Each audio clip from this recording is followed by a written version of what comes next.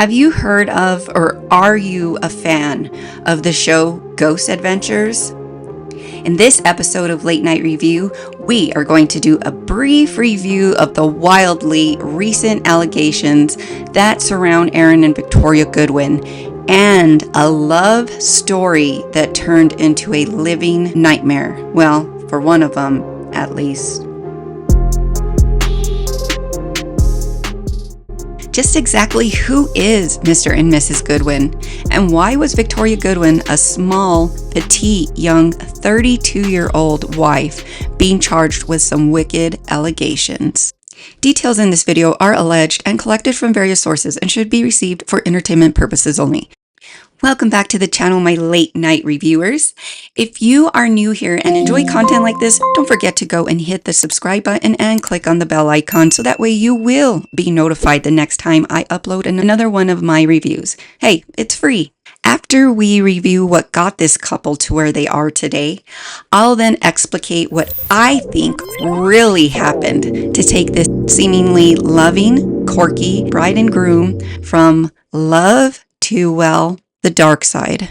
Who is Aaron Goodwin and how did he rise to paranormal fame? To answer that, one must go to where it started for Aaron. He was born in Portland, Oregon in 1976. After moving to Las Vegas, he immersed himself into video production and joined the Ghost Adventures TV production in 2008, where he has been on the show for 336 episodes of the 337 shot. That means Mr. Goodwin has encountered quite a bit of supernatural entities and or phenomena. What role does Aaron play when investigating haunted locations? Well, let's take a look at that. Ghost Adventures is a reality show in which co-stars Aaron Goodwin and Zach Bagans go to various claimed haunted locations, such as someone's home, a business, abandoned insane asylums, jails, historic locations, you name it, they go. Aaron doesn't just hold a camera and film when they're on these adventures. He and his co-stars spend the night alone in these locations, filming and provoking these entities to interact with them during what they call lockdown. Mr. Goodwin is often the one sent into the darkest areas alone with only his camera in hand. His honesty and intense reaction make him, well, supernatural bait, if you will, which means he is highly subjective to being physically attacked by the oppressive, dark, negative, or evil entities they encounter. Aaron has left many locations mentally shaken up after being scratched or physically hurt during these ghost adventures. Notably, Aaron has claimed that spiritual energies have followed him home from various locations. While investigating at Bobby Mackey Music World, both Aaron and co-star Zach both claimed to suffer from physical and mental attacks from the entities they encountered there, which led Zach to feeling possessed. Zach later found help and was given an exorcism to rid himself of those entities.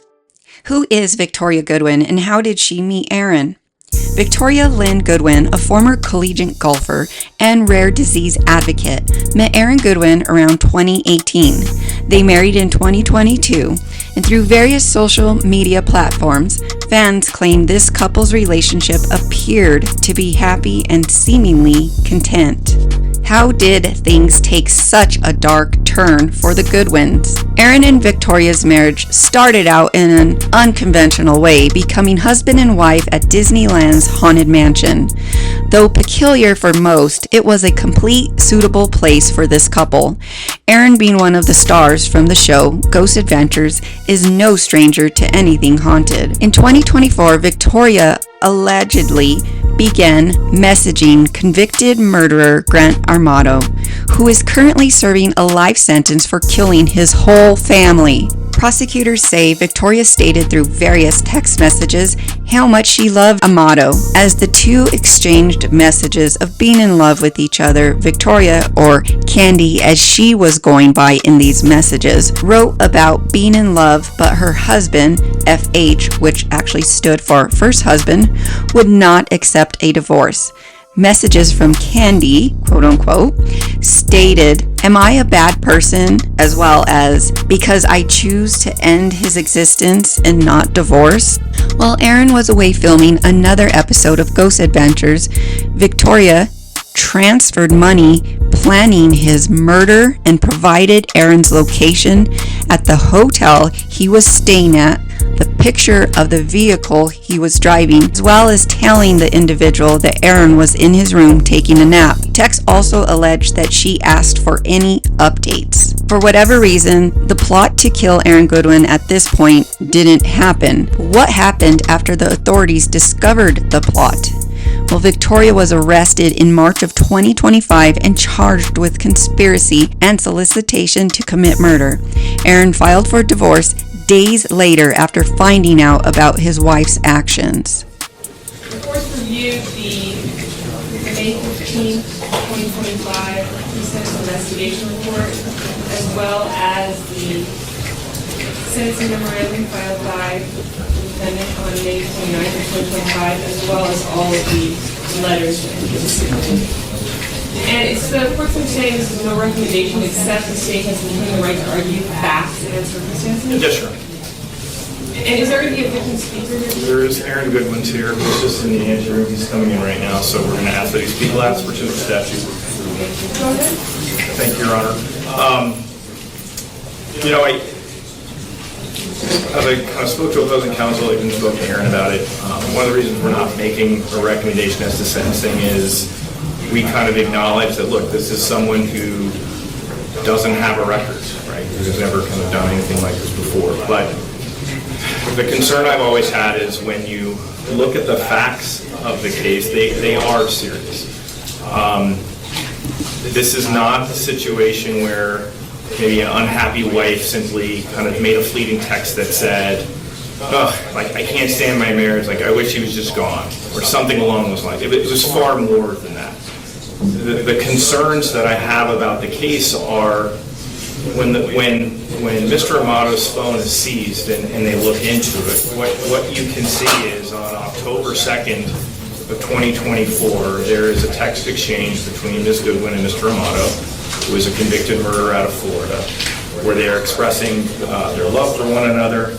She is acknowledging that her husband would never accept a divorce. She says things like, "I'm so anxious, I just can't believe this is happening, like, what the F? How did I get to this point? Am I a bad person?" And when Mr. Amato asks, "Well, why do you say that?" And she's like, "Because I'm choosing to end his existence, not divorce." Those are very serious comments. 100%. Very serious. When you couple that with, on that same date, she is relaying information that Mr. Goodwin was in Barstow, staying at a Best Western, provided him pictures of what he looked like, the car that he was driving.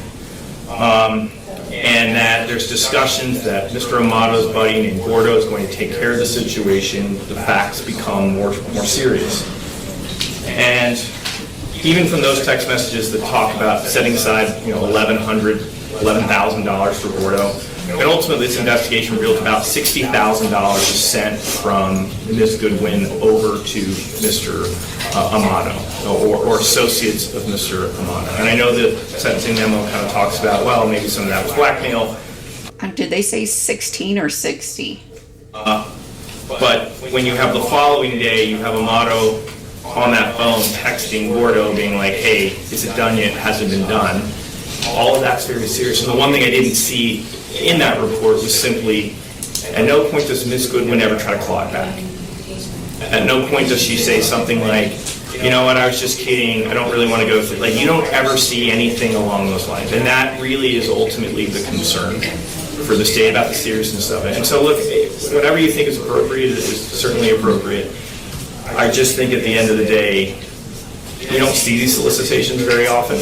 Like, I handle murders, we don't really get solicitation cases that often. But there's a lot of that's a lot of detail, a lot of locations, and a lot of money that I think elevates this to a certain level of consideration.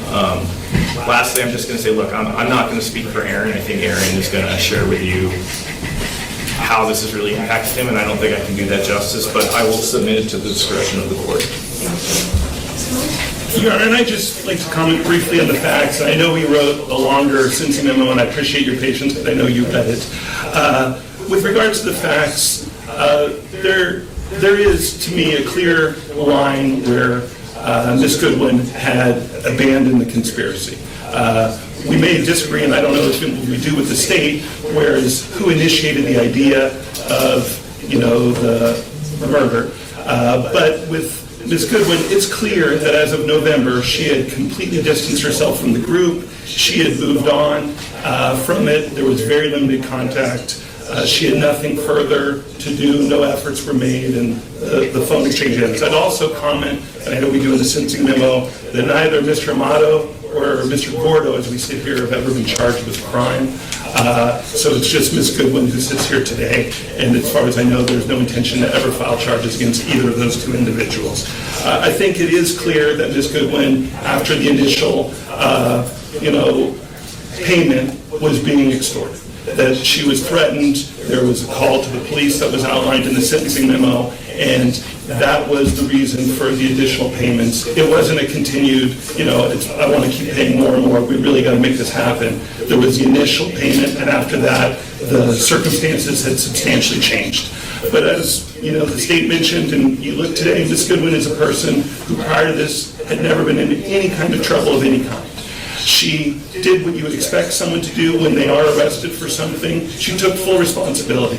I think we're 92 days from the day she was arrested to the day we're before Your Honor, which on a case like that, I would submit is very fast, and that's because Ms. Goodwin said, I don't want to make this any tougher for Mr. Goodwin. I want to take responsibility. I know what I did was wrong. Again, as we sit here, you can see the back row. That's Ms. Goodwin's family, some friends as well. She's got tremendous family support. They love her. They would have gladly, this was not an unreasonable bail that can never be posted. She recognized that there should be some punishment element to this as well. So she sat in custody for 92 days when the family would have gladly posted a bond to get her out of custody, but she wanted to come before the court and let everyone here know that she understands there are consequences for her action.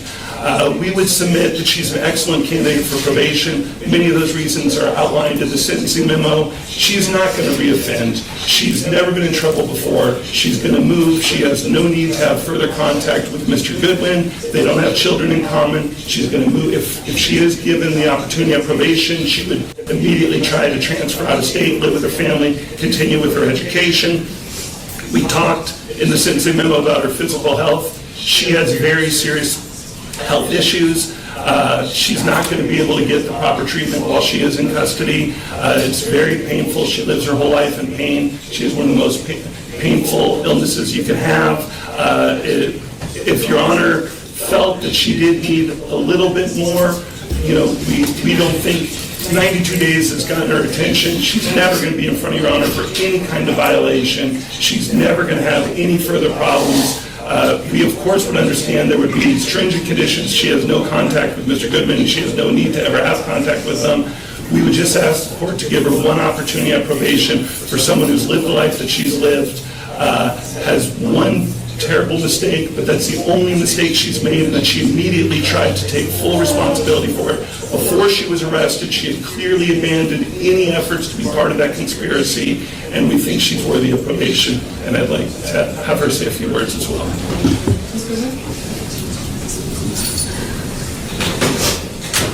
Firstly, and most importantly, I would like to apologize to Aaron. I'm so immensely sorry for the pain and anxiety I've caused you, and the betrayal you undoubtedly and rightfully feel by my actions. I need you to know that I will always hold love for you. I genuinely pray you find your joy and peace again, and I will bow out of your life forever to hopefully ease that process. I'm sorry I broke us, and I am consumed with regret every day. My absolute promise to you is that you will never see or hear from me. I intend to leave the state of Nevada, and you and anyone else will never be in danger of me ever again. Secondly, I'd like to apologize to my parents. My actions are not a reflection of how you raised me, with unwavering love and support, and I know I'm better than this. Next, I'd like to apologize to the court. I recognize and understand my stupidity, the terrible nature of my crime against Aaron, my regrettable choices, and monumental lapse in judgment.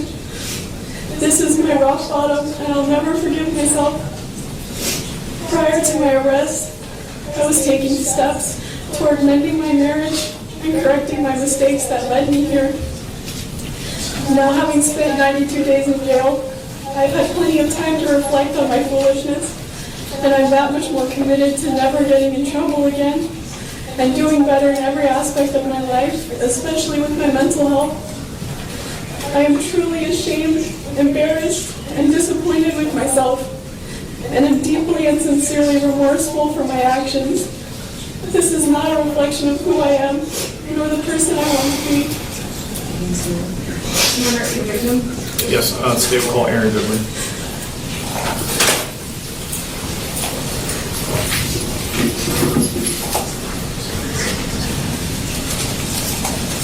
And Madam Clerk will swear you in. You do solemnly swear or affirm, under the pains and penalties of perjury, the testimony you're about to give in this action will be the truth, the whole truth, and nothing but the truth, so help you God? Yeah. Can you please state and spell your first and last name for the record? Aaron Goodwin, AARONGODWIN. Thank you. Thank you, Mr. Goodwin.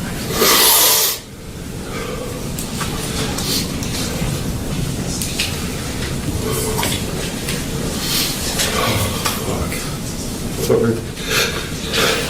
Your Honor, for 7 years I thought I was in the most loving relationship and marriage with my best friend. Someone who I trusted whole heart and laughed with every day. Someone who made me feel like I was like I was her one and only.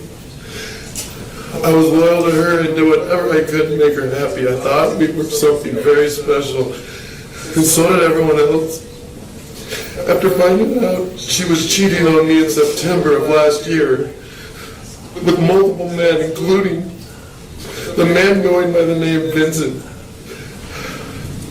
who turned out to be Grant Amato, I gave her the option of divorce where we could try to work it out because I love her so much.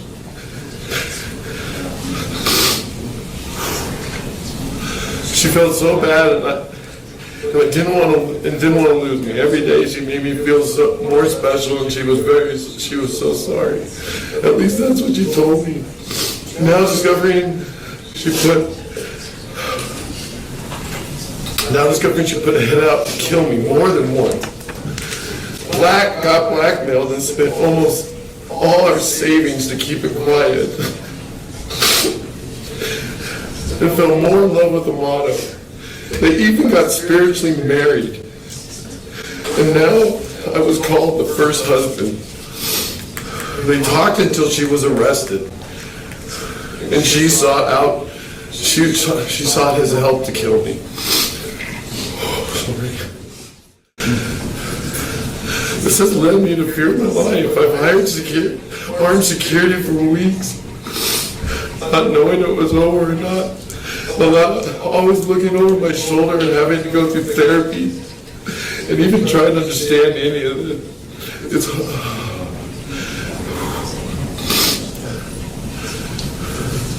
It's like a heartbreak no one should go through in life. I can't trust anything anymore. I cry every day. I feel so alone. She grew me into a person I never was. I will always wonder why. But worst of all, she lied to me every day. I didn't know about any of the murder plot, the hitman, or the blackmail until the detectives told me after she was arrested. Now behind bars, she's trying to manipulate through lawyers and trying to silence me and not come here today.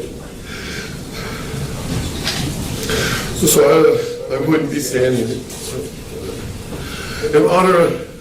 Your Honor, this person over here, I don't know at all. Not one bit. The fact that this person did all this to me with no worry, no care, or love in her heart for me, I will never feel the same. I will never feel safe or be the same because of what she did. Especially when she gets out one day. She claims she's remorseful now that she's been caught, but there at no time before did she ever try to stop this from happening. She tried to have me killed. She gave my location to people. Truly believed we were trying. I truly believe with people she truly believed were going to harm me. She even asked for the updates on the murder. And this was all when I was just a loving husband. I thought, whether she got minimum or maximum time, I still won't feel safe whenever she's released. I feel like this deserves prison time. I don't know. So I just needed your hand drawn. Thank you.